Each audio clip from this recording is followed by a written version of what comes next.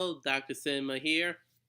And for the few of you that are still unfamiliar with why people call Shazam the real Captain Marvel, it's because when Billy Batson was first introduced all the way at the beginning of the golden age of comics, he was originally called Captain Marvel. But of course, later on, there was a lawsuit between DC and Marvel Comics, who were suing over the title Captain Marvel because that belonged to, well, Marvel in a way because they had their own character named Captain Marvel, or in some versions, Marvel. So eventually they just renamed the character Shazam, and that's why you know. Now, of course, director David Sandberg and I think also Zachary Levi, they keep asking us not to put Marvel and DC up against each other. But this is just too good to pass up. I need the views. So, anyway, let's actually get to the movie. Shazam, the 2019 DCEU film, if I can still call it that, is about young 15-year-old orphan Billy Batson, who is taken to a group home in Philadelphia. He is soon paid a visit from the wizard Shazam and gives Billy Batson the power to turn into a superhero by saying the word Shazam.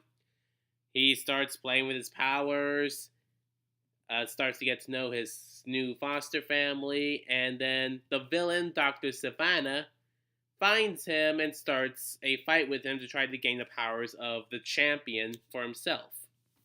Now, this movie is heavily influenced / based on the New 52 origin story revamp.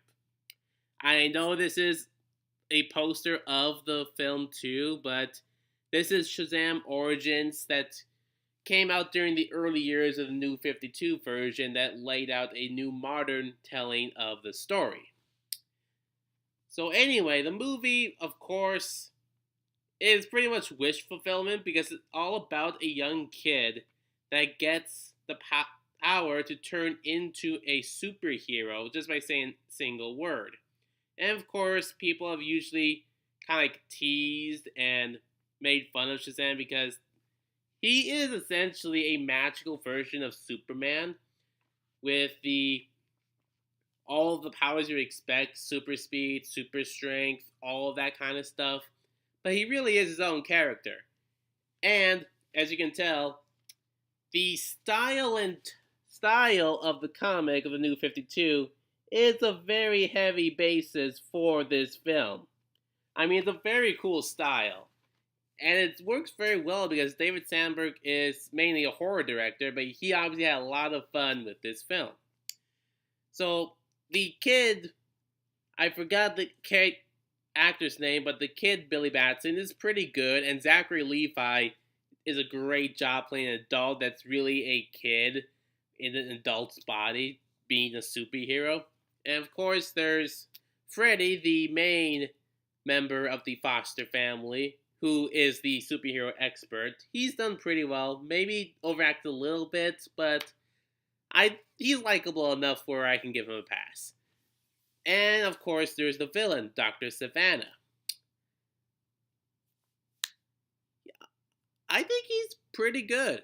I mean, I think King Orm from Aquaman is a little bit more of a complex villain. But Dr. Savannah, played by Mark Strong, is good in this film. He's got a certain kind of like evil charm to him in a little bit. Plus, it's nice to see that he gets another shot at playing a villain in a DC movie after the not so well received Green Lantern, where he played the role of Sinestro. So really, the story of the film is wish fulfillment, but also has a lot of heart to it and charm too that's really likable. And while it doesn't really quite get to the levels meta jokes of Deadpool, it does know how to make fun of itself in a way that also takes itself seriously enough. I mean, this is, after all, magic. Magic, magic, magic. There is no doubt in this film that the powers are based in magic. And of course, one of the greatest moments from the origin story of Shazam is recreated on the screen. The arrival of the Captain Marvel family, or I think it's just Marvel family.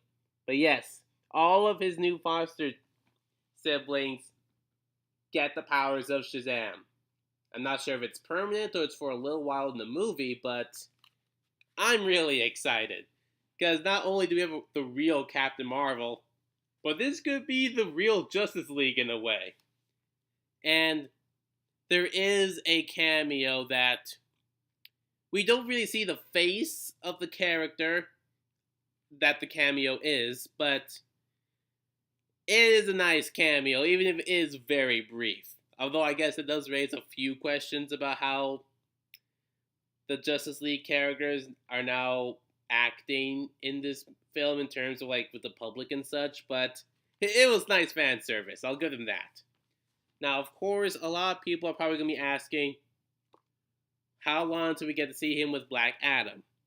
Black Adam, it's going to be a while to see Dwayne Johnson play Black Adam and go up against Shazam, but hopefully it won't be too long. But I think I'll say that for a different video.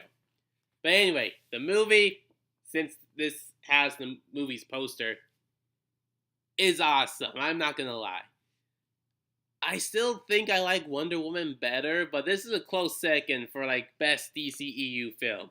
Again, if I can still even call it the DCEU at this point. They've done so many changes. And yeah. So really, it's really fun. Go see it. I was originally going to do this as a movie face-off between the MCU's Captain Marvel and Shazam. But really, after the reception of the MCU's Captain Marvel film and this film, this is the one that definitely deserves the title of Captain Marvel. That's all I really have to say for this character right now. So, leave a comment down below. How did you like the movie? Like, comment, subscribe, share. And I'll see you guys next time.